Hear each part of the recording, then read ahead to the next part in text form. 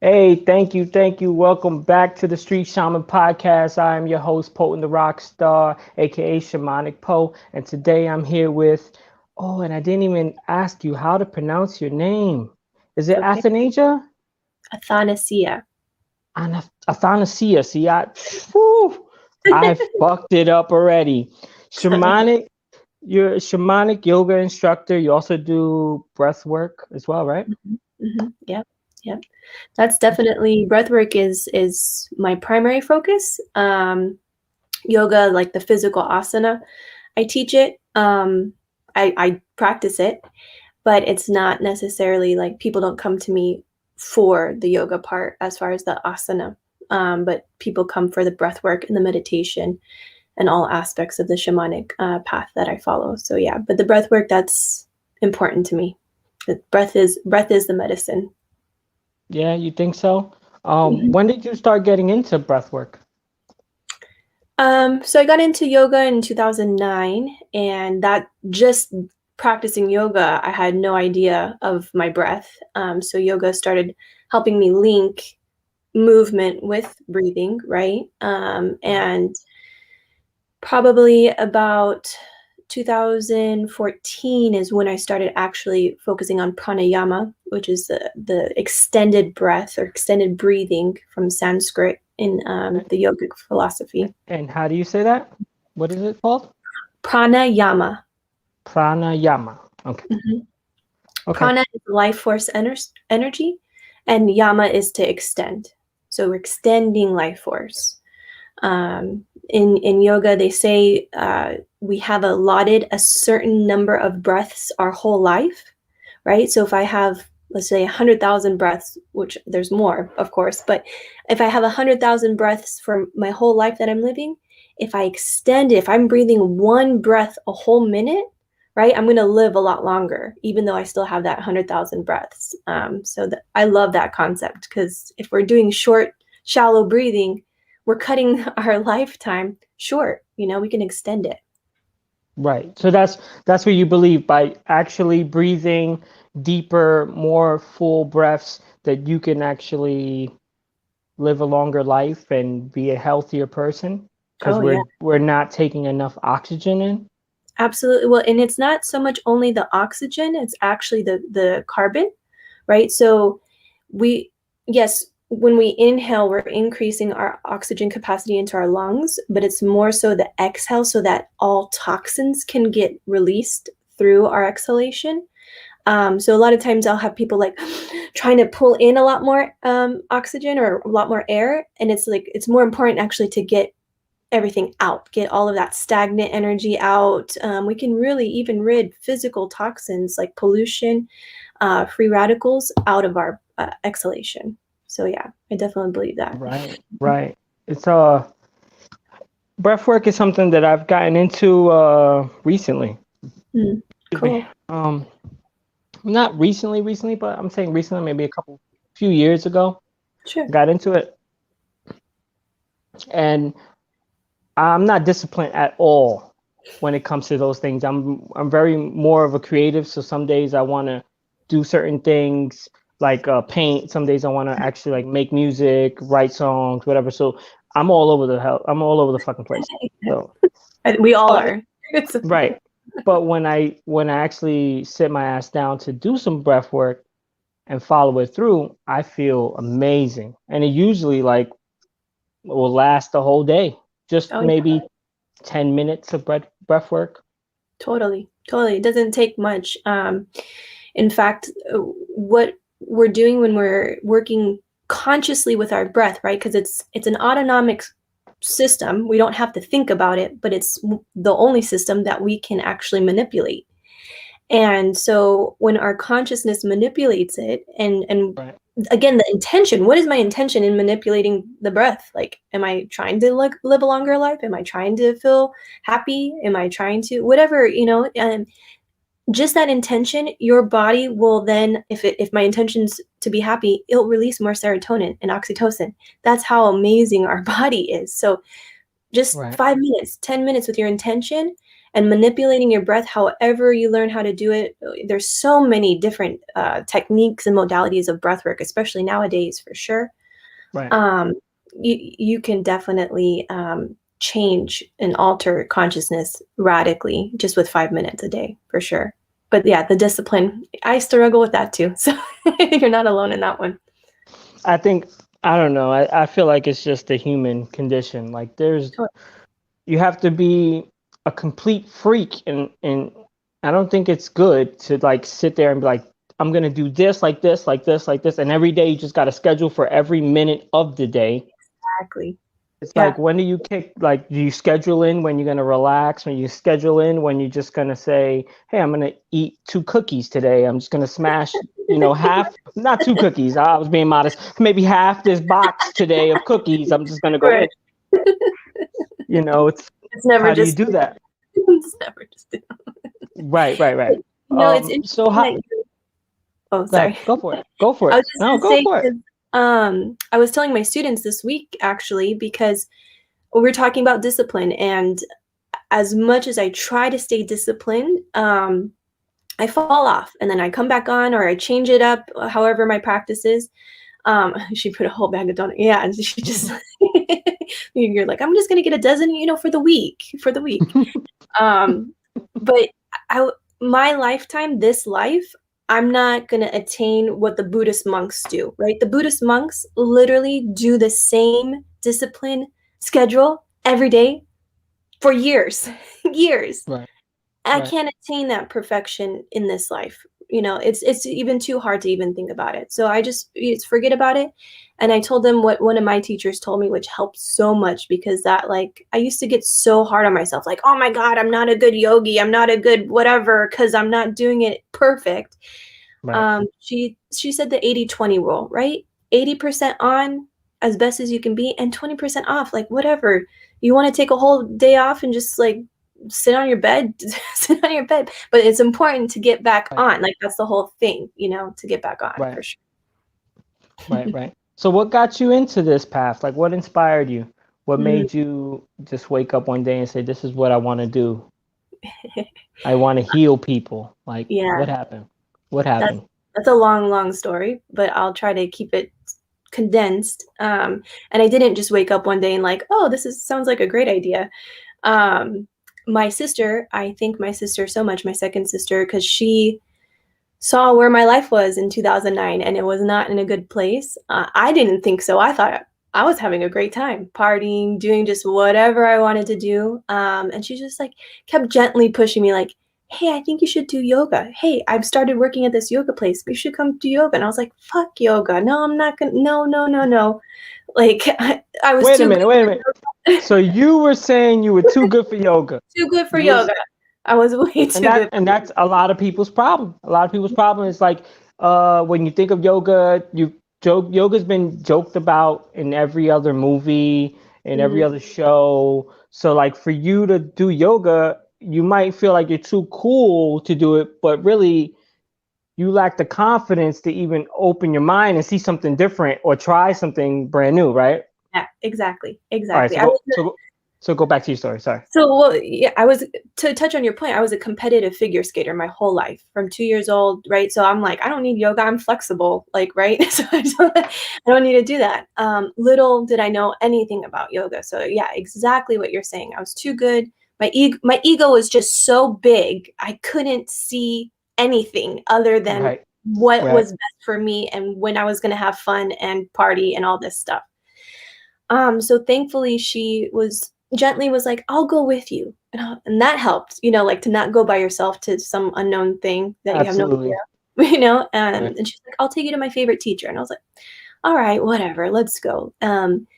And in that first class, I will never, ever forget it, because again, it linked my breath, which I had no awareness to. And in Shavasana, the final resting pose, the teacher started singing, or I don't know if she was singing or chanting. Either way, it was just this voice that was angelic. And I wasn't high, like, I was definitely not high, but I started seeing doves. And I'm like, what the fuck is this shit? Like, I didn't pay much to come here, and I was right. like, okay, I'll come back. Like, I don't know what the heck this is. I couldn't explain it. I felt good, right? And I was like, all right, I'll come back. And then she suggested to come for a sound healing thing. And again, I'm like, sound healing? What? Like, Right. again, just that mentality I was so in that mentality and in my ego. But the same thing, we just laying there in Shavasana the whole time, and the teacher was playing the gongs and all the different instruments. And about halfway through, my right ankle started burning, but burning like not painful, but a significant burn that I was not understanding. And then it went away. And I tell my sister about it after, and she goes, "Oh my God, isn't that your landing foot?" Right? Because I skated on so many torn ankles, torn ligaments, just my body. I abused my body a significant amount. But when she pointed that out, I was like, "Oh my God, that's what that means? That's healing?" Like, I didn't get it, but it was something that was. And I definitely identified as an atheist during that time in my life, right? I was just like, didn't want anything to do with the name God. I couldn't even say the universe like that. I needed science. I needed facts. I needed just whatever you were going to do with the scientific. Black and white. It needs to be in black and white. Somebody else wrote it down for me so I could read it and understand it. Exactly. So little by slowly through yoga, and I kept on going back and back, and I was finding the teachers that I really liked. They were saying the Sanskrit words, and I'm like, what the hell does those mean? You know, I wasn't getting it. It took me years, literally. And so that's where, in hindsight now, those years of practicing yoga started helping me open up more to the universe. Like, I could start saying that. I was like, yeah, there's things happening that I can't explain. Science really can't explain it. So I'll just say the universe, because I believe in the stars. So that makes sense. That feels okay to me. And all of that started slowly opening up, where at this point, so in 2013, I moved to New York with my partner at that time. And we were really getting into a lot of psychedelic trance music, so psytrance music, right? And understanding now, again, like, kind of, I guess this is relevant maybe for you too, because the music, right? Going into an altered state with the music, that was really interesting. How it was like, whoa, how I'm feeling, how I'm sensing the world is so different and so unique while I'm in this altered state, right? And it started opening my mind up even more. And needless to say, he had a lot of problems. He had a lot of things going on, health-wise, mental health-wise. And I was just like, there has to be a cure. There has to be a cure for him, right? And I had my own codependency to him, because I was like, I'm perfect. I'm a yogi now. So everything, we need to focus on him. We need to cure him. Right. Somehow, some way, I don't even know if I looked up the word shaman or ayahuasca came in. I have no idea. I can't even tell you how it came into our field. Well, not his field, my field. And I watched a documentary on this one shaman from Peru talking about ayahuasca and the healing. And I was like, everything in my being was like, I know this. I know. And I didn't know. I was like, I know this. And I was like, I want to be like him. And then when he said in the documentary, in order to be a healer, you have to heal yourself. I was like, oh, no, that's not for me. No. Okay, it's cool. You know, my partner. You didn't want to heal yourself? Is that what you're telling me? You just like, I'll heal somebody else. I'll heal somebody else. But I'm healed. I'm good. I ain't got no problems at all. Exactly. Yeah. Those perfection. I was perfection, right? Mm-hmm. So that's where I was like, I pulled back, but still trying to like think, how can I get him, right? Needless to say, obviously, it was never about him. And how the universe really worked in my life. Just it brought in shamanic breathwork, where I was going consistently in New York at the New York Open Center, and it was really helping me breathe, right? And I was smoking, it literally helped me stop. Like, I didn't even think about quitting. It just stopped, like, because I'm breathing. And in that synchronicity and all of these different people that I met, I went to my first ceremony. And in that first ceremony with grandmother, with ayahuasca, she lovingly kicked my ass so hard. What happened? What happened? What happened? What'd she tell you? She, so the first night was very, I took one cup and whoa, she's intense, right? She's just like, I needed that introduction to her. I was not ready for a second cup the first night. No way, no how. Right. There was purging. Now that I understand what purging is, not just emesis, right? Not just out of the mouth. Like it can be energetic purging, emotional purging, just sweating purging, shaking purging, different temperature changes. Right. So that was happening the first night. And the second night, there was an old guy, like, I mean, I think he was in his 70s, like kind of next to me. And we became like kind of little buddies. And the ceremony, you just kind of who you're by, you're journeying together, right? It's a very sacred process. Right. Right. And so we talked to each other in the morning. We're like, okay, we can do the second cup, right? We were like pumping each other up. Okay, if you go, I'm gonna go. All right. Whoever goes first, we gotta go together.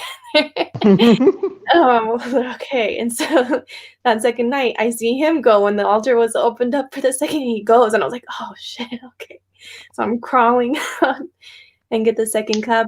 And I mean, I don't even know how long, but it felt like 5-10 minutes, felt like somebody lifted me up from the back and just took me outside to a tree so that I could just start purging out.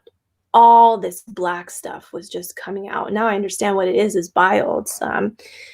It's really, but when I say, it's not like, it's hard, it's work, but it's so beautiful because I was freeing myself. And in that moment, that's where I literally heard, to me, it was the voice of God. I know that other people will call it the voice, or that's how I understood it. And that voice of God, literally, like as I'm purging, was showing me, okay, Athanasia, all of the pain in your life have been because of the choices you have made. And I'm like, oh shit. Purge. And then it was like, let's uncover. Let's start uncovering, just like an onion, on the onion layers, right? Here's when you've been manipulative. Here's when you've been deceitful. Here's when you've been lying and dishonest. And then I was like, okay, I'm done. And it was like, oh, there's more. Okay. It was a lot. It was a lot. And finally, one of the assistants to the shamans actually came and was like, okay, I think you're done. Let's go to the fire, and just lovingly helped me and just, walk. And that was just such a profound experience, from coming from a non-believer, right? And to hear that and to feel that love, even as I was cleansing myself, like that I was supported, no matter what, that I did all of that stuff. I did some stupid stuff, and that it was like I was being forgiven. I was in grace by getting it out, like I had to get it out. So yeah, that was definitely. And that pushed you into that mode to really say, okay, this is the real deal. I'm gonna step it up and probably be a part of this somehow. And I understand that 100%, because like my crazy like breakthrough was after like me being at the end of my rope. I was literally, I don't know. I'm a type of person that if I'm going to say I'm going to do something, I usually am going to do it. And now I'm saying I'm going to do suicide. Now I'm saying I'm going to kill myself. Like I'm saying, this sucks. I did everything that I could. That's what I thought at the time. And I'm just going to hang it up. That's what I'm just going to hang this up. Right. And literally that day, my friend just came up to me, just a dude that I hang with to do drugs with, like, hey man, I got 3 different drugs to try with you. I got Suboxone and I got this thing called Foxymethoxy. You're going to love it, but we're going to do the Suboxone first. And I'm like, all right, you said I'm gonna love this. Why don't we just do that? I'm fucking miserable here. Like, what the fuck, right? So he's like, no, try this Suboxone. So weirdly enough, I think he kind of put me in that trance of a psychedelic experience in a upside down way, because I took the Suboxone and the Suboxone just made me throw up for 6 or 7 hours straight. All I did was throw up, and I barely had anything in my stomach. Like, I was down and out. So I'm just throwing up for like anything that will make me laugh, make me think. Anytime I look at somebody, I gotta throw up. It's blah blah. So before that, I just threw up for 6, 7 hours, and then he's like, "All right, it kind of worn down. Now I have nothing in my stomach but water, the water that I can retain that's not getting thrown up, and now I'm taking this foxymethoxy. Everybody else goes to sleep. They already been on stuff. They've been on everything. They're falling asleep. And now I just get like in this mode where everything is clicking, but not clicking in the way of like weird cocaine, everything I got to do things. No, I'm just chilling. It's clicking in a way of like, you've been manipulated. You've been doing bullshit. Here's when you're wrong. Here's all the love in the world. I went out into the street and squirrels stopped and were looking at me. Not like they normally would, but turning their faces. Rabbits, little bunnies in the street, stopping. Cats coming to me. I walk into like stores because I need to get something to eat. Walk into stores, everyone's smiling at me. People that I wouldn't expect to smile at me because I'm a brown dude. Like, I'm expecting you to be like, the fuck are you? Get out of my face. Smiling. Hey, man, you need the store? It was just I was just in like a weird, bizarro, happy world. I'm like, wait a minute. What did I just take? So I took it again. Let's try this one more time. I took 2 days off because they told me to take 2 days off because it won't work the same. Took 2 days off. And then I tried it again. I told somebody else to set the dosage for me. He overdosed me. Oh, shit. But my brain kind of like broke in a way. The ego death thing. Oh, shit, I'm going to die. Oh, shit, I'm running around in fucking circles. Oh, I'm going to die. Oh. Then after a while, I was like, oh, I'm all right. It was just basically my fucking ego was getting punched in the face.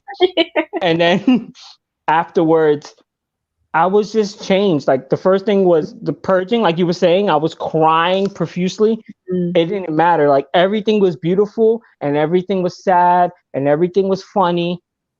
All I can do was cry and be like, wow. Like, well, I'm pretty sure anybody that looked at me was like, this fucking guy, he lost his mind. Wow. Oh, wow. That's crazy, with tears just pouring down my face. Yeah.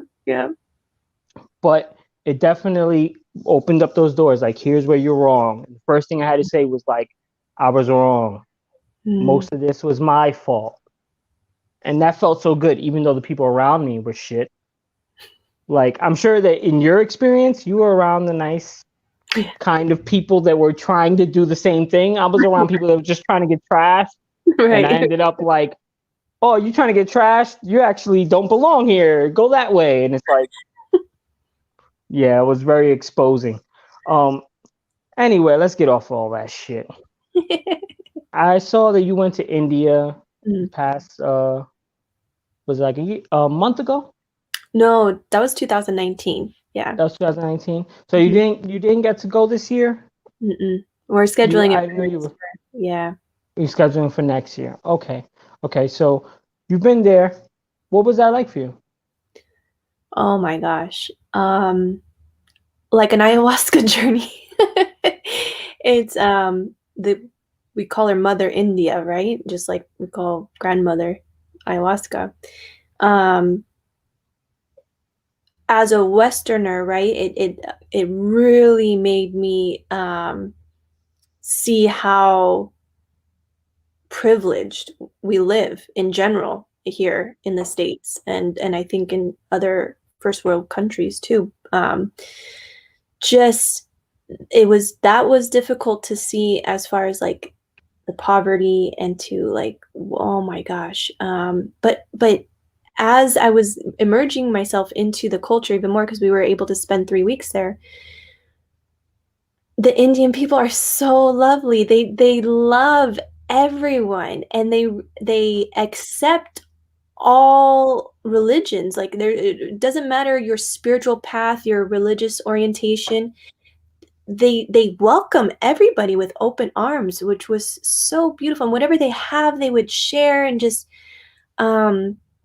it was really special to be able to like immerse myself, instead of being resistant to like, oh my gosh, there's so much poverty. Oh my gosh, like, because at first I was very judgmental of it. I was like, oh, like judging. And then it was like slowly, as I was accepting and like learning more about them, and really like, as much as without the barrier of language, a lot of them do speak English too, but it's magical for sure. India has a magic and a flavor all of our own.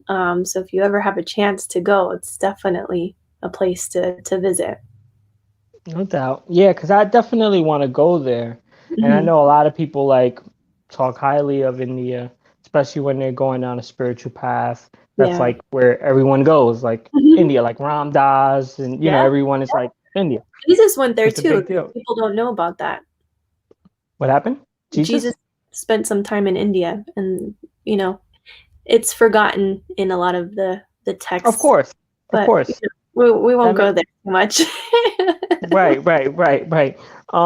So let me ask you some things here. I got some questions for you.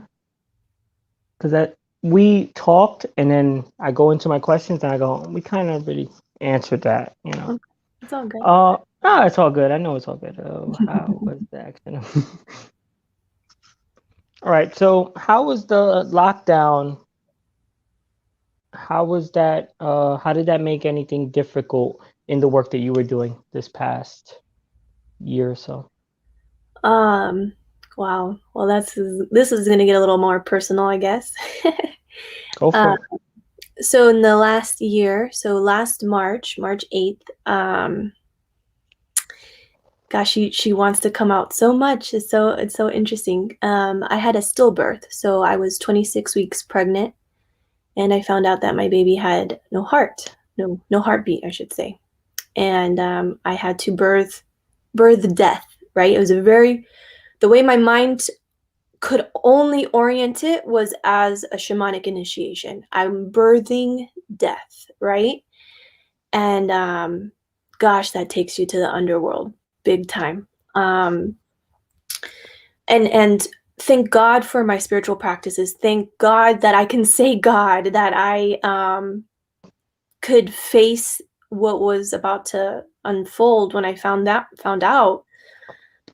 Because it's really, pain is pain. Everyone has pain, and then that's where like I have to remember that, because then my ego wants to be like, oh, poor me, and it's not that I have a lot of compassion for myself, but um for a mother to go through that type of an initiation, it's right, very it can take you down. It can take you down big time, right? And that's where I, like you, as far as like, I definitely had bouts in my life where I contemplated suicide. There was a lot of few times where I was making actual plans and writing things. Like there was some big activity there, and I knew I didn't have the what's the word?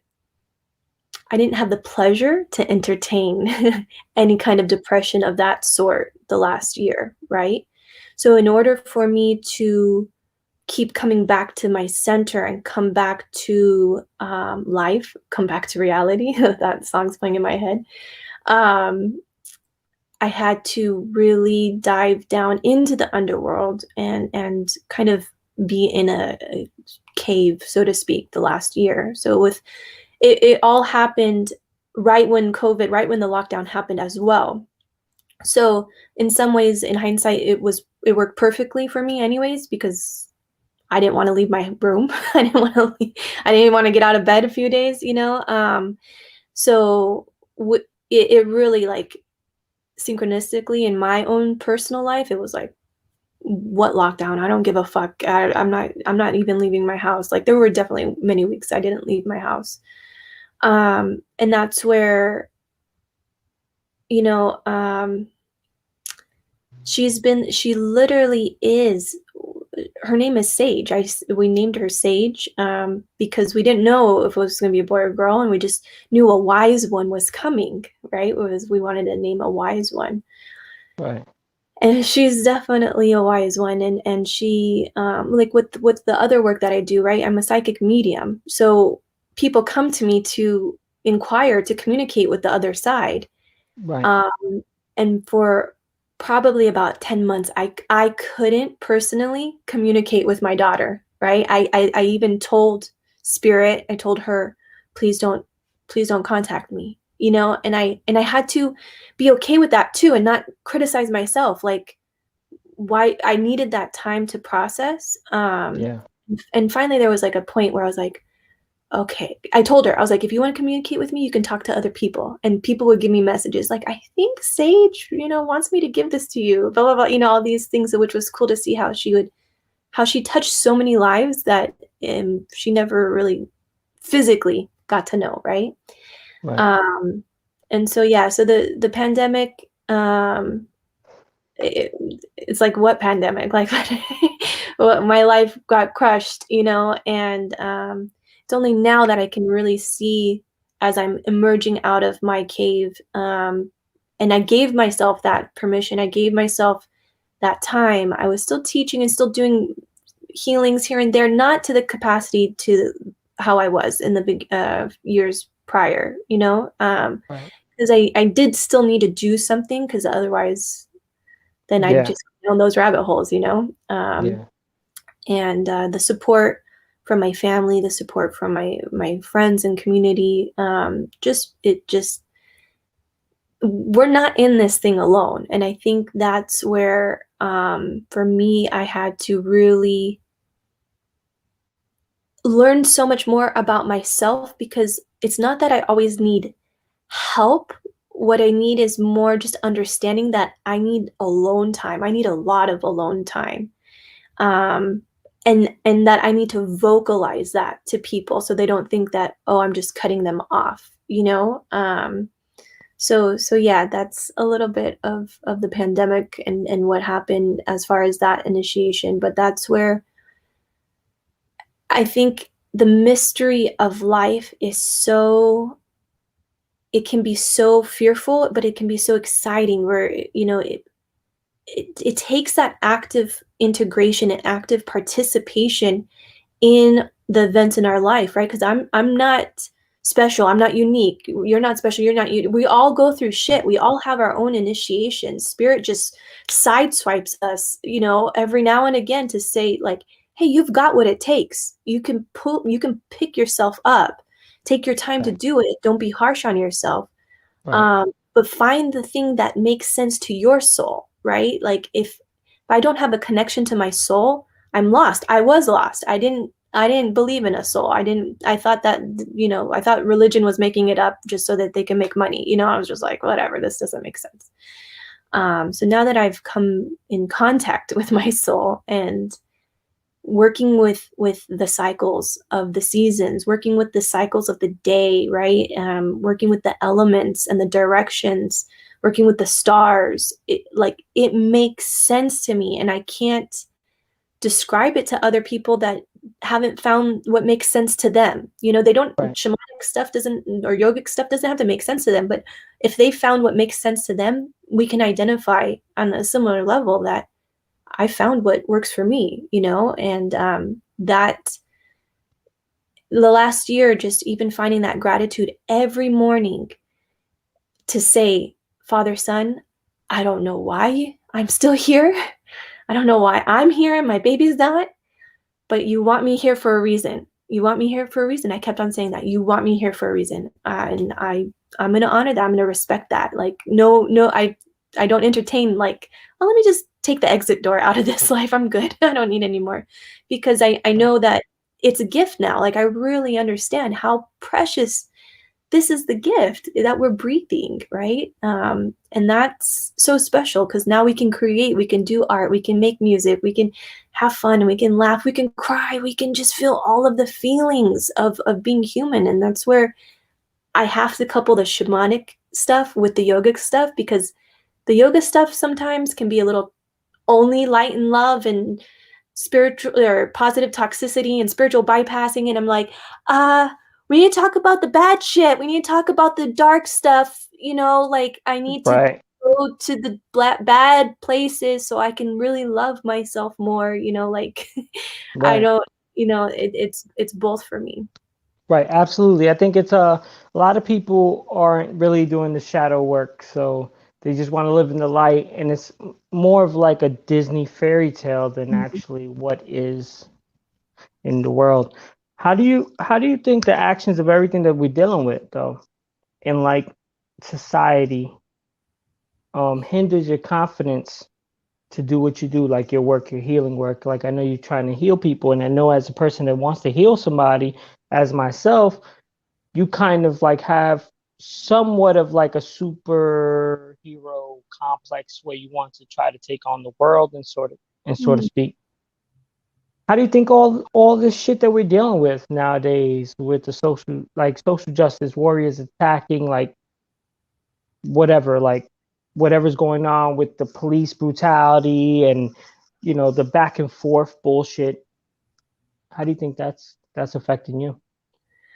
That's a great question.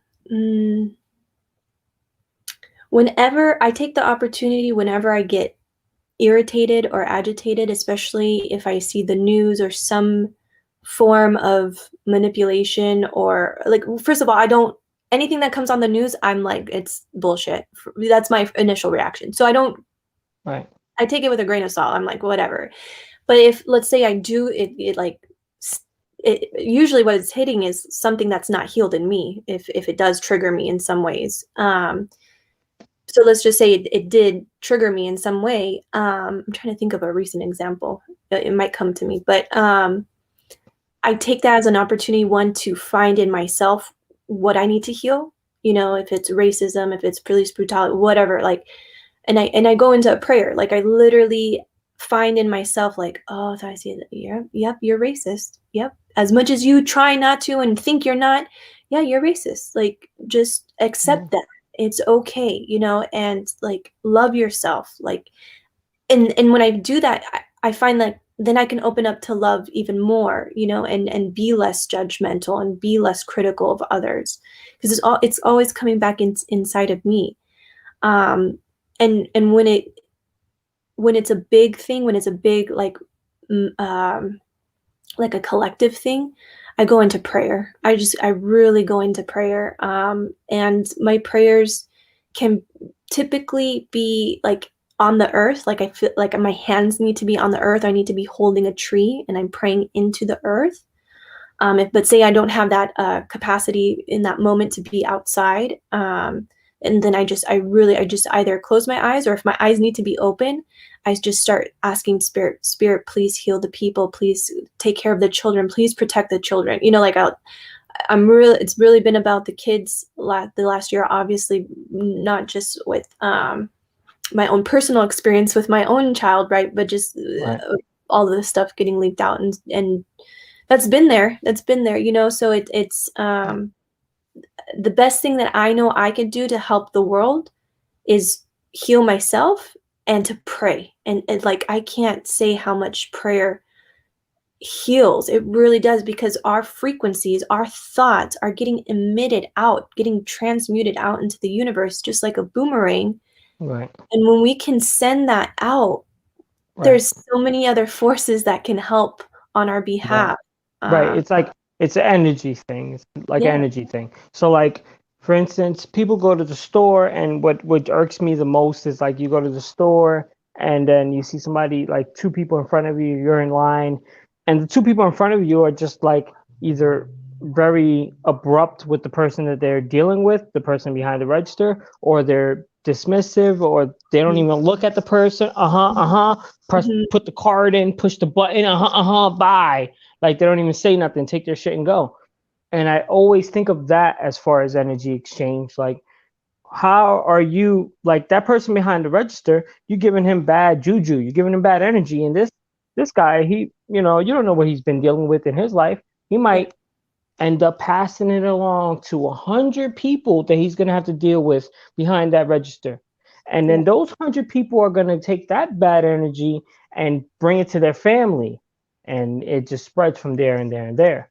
And people Exactly. don't see that. They're very short sighted. So when I go outside, I try to, hey, what's up? Hey, hey, what's up? What's going on? How are you doing, man? Just try to give people as best as I can, even if I'm fucking having a bad day. It's like, that's not Yeah. about me right now. It's about, everyone I think collective. that's what you're saying too is awareness, right? You have the awareness of how your energy affects somebody else, right? And that's most people don't have that, unfortunately, and I forget it too sometimes. If I'm having a really bad day, and I don't think about how my actions or how my like not making eye contact with the teller, how it might affect them, and that's, we live in such a self-conscious and selfish world because our ego is directing most of it, or thinks it's directing it, and would like to direct all of it. Right. So that's, compassion is a huge thing that I've been learning the last year. Compassion to self, like, oh shit, Athanasia, like you didn't say hi to that teller, like, or you didn't. My pet peeve is eye contact. Like, look at my eyes, Right. and it makes a lot of people uncomfortable, especially when you're awake, right? They may not understand why we look different, regardless of our physical features. It's the energy that they're like, they can't look at. They're like, whoa, they will do everything to avoid eye contact, right? Right. And it's having compassion, Yeah. Absolutely. Absolutely. Let me see if I have any more questions for you here. So you told me about well, you didn't tell me. I saw that you did tarot card work. Mhm. Yeah. When did you get into that? How does that affect things? How do you, how do you help with tarot cards? So I got into it just for fun.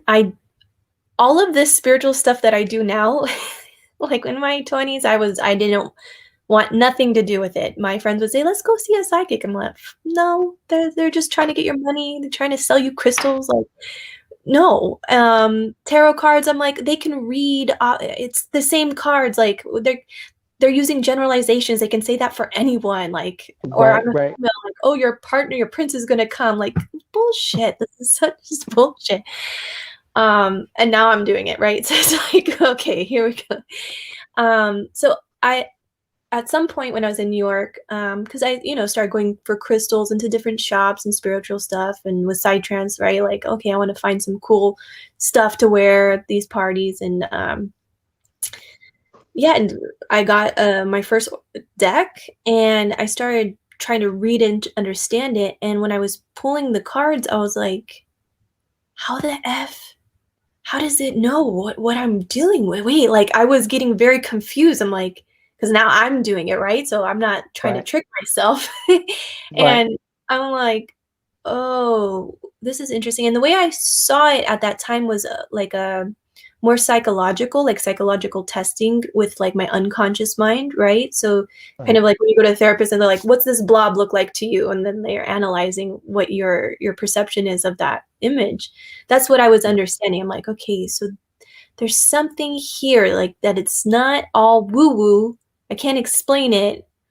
And it feels like there's something based in psychology here, right? I didn't know really the word intuition too much at that point, but that's what was like coming through was my intuition. And I was starting to answer my questions, and I was starting to get clarity on life. And I was like, oh, then friends would come over like, oh my God, you got tarot cards. Like it was like so taboo. Like, oh my God, you got tarot cards.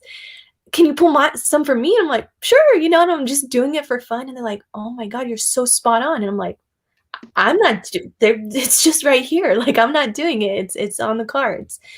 And that's where it's fun, it's really for me, it's still fun. And my new moon and full moon ritual is working with cards, with tarot cards and oracle cards for my own personal journey. And so I primarily, when people come to me for readings, they actually don't prefer the tarot cards, but I love whenever anybody requests it, or if I'm really hearing that it's there's something in the cards that wants to come through by proxy of the cards, I will not push it if they don't want it, but I'll definitely suggest it. Like, I'm really feeling like we need to pull some cards, and a lot of time people are open to it. So how would you do reading without the cards? What do you do? So I use my clairvoyance. So I use my sixth chakra, my third eye.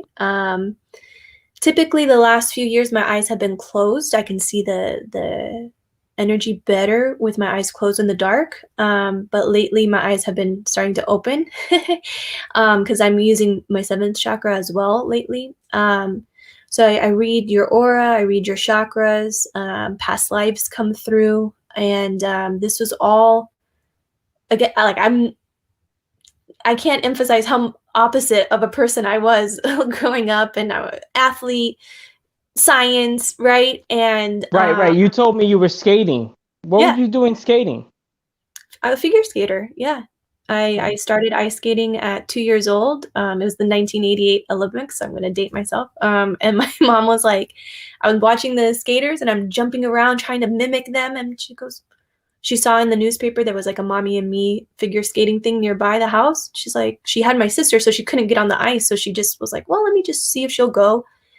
And the story is that she put me on the ice and I just skated over to the teacher, and the teacher comes to my mom like, has she ever skated before? And my mom's like, no. And that's, yeah, I was on the ice ever since then. So yeah, definitely opposite of psychic medium, yogi, shaman stuff. Right. But yeah, so with the clairvoyance, I went to school. I found a teacher. I didn't know I was seeking a teacher for that reason. I just saw intuitive meditation. I'm like, oh, I'm learning about intuition and I really need to work on my meditation. This is perfect. We get into the first class, and it was me and three other women, and our teacher sitting, in front of us. And it was just like a plain room. And the other ladies had known my teacher, Leanne, and they were kind of chit-chatting. I'm just like the newbie. I'm like, I don't know what I'm doing here. And the one lady's like, oh, yeah, I can see your aura. And I'm like, what? Aura? Okay. And then the other lady goes, she looks in the corner. She goes, there's an alien in the corner. And I'm like, I don't know where the heck I just came. I don't know. And she starts describing the alien, right? She's like, it's tall, has like an oblong head. She's saying, and then I look again, and I in the corner, and I see exactly what she's talking about. And I'm like, either I'm losing it or this is the coolest thing ever. Right. It wasn't I was like, how can I see this? I am not on anything. This is so bizarre.